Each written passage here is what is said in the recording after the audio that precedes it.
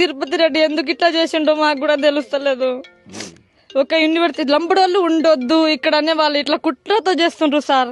కుట్ర మొత్తం ఇంత వాళ్ళు మంచిగా చేసే వాళ్ళు ఉంటే మధ్యాహ్నం పూట ఇట్లా అని రావాలి కదా సార్. ఎవరు లేని టైంలో వచ్చి ఇట్లా చేస్తే మా పరిస్థితి ఏంది సార్?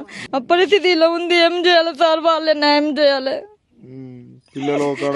అవును సార్, చిన్న పిల్ల సార్, సంవత్సరం పిల్ల.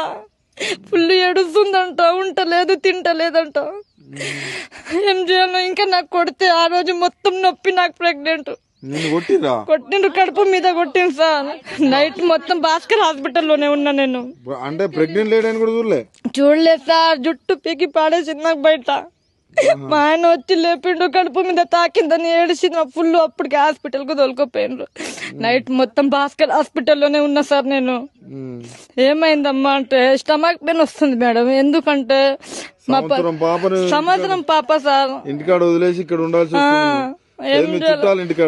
మా అమ్మ దగ్గర ఉంది సార్. ఊర్లో ఉంది, ఇక్కడ ఇంత దూరం ఉంది సార్. ఊరితే వికారాబాద్ డిస్టిక్ అక్కడ సైడ్ ఉంది. చిన్న పాప సార్, ఫుల్ ఏడుస్తుంది. మాకు న్యాయం చేయాలి సార్. ఎట్లా ఇంత దారుణం చేస్తే ఎట్లా? ఇప్పుడు వాళ్ళకే తెలుసు సార్. రోజు మా ఆయన నైట్ కి వచ్చిండు. మా ఆయన లేకుండా నా పరిస్థితి ఎట్లా సార్? ఇంత ఘోరంగా ఉంది. చిన్న చిన్న పిల్లలు నాతో పాటు. మా మామ నడవడు, చెయ్యడు. ఎత్తుకొని తీసుకుపోయినాం సార్ బయటికి. అది మా పరిస్థితి. రోడ్డు మీద ఉంది, తిండి కూడా లేదు సార్ మాకు. మా సామాన్లు ఒక సైడ్ ఇట్లా పడేసి ఉన్నాము. పిల్లలు అక్కడ ఏడుస్తుండ్రు. ఎంత బాధ సార్ మాకు. మాకు న్యాయం చేయాలి సార్.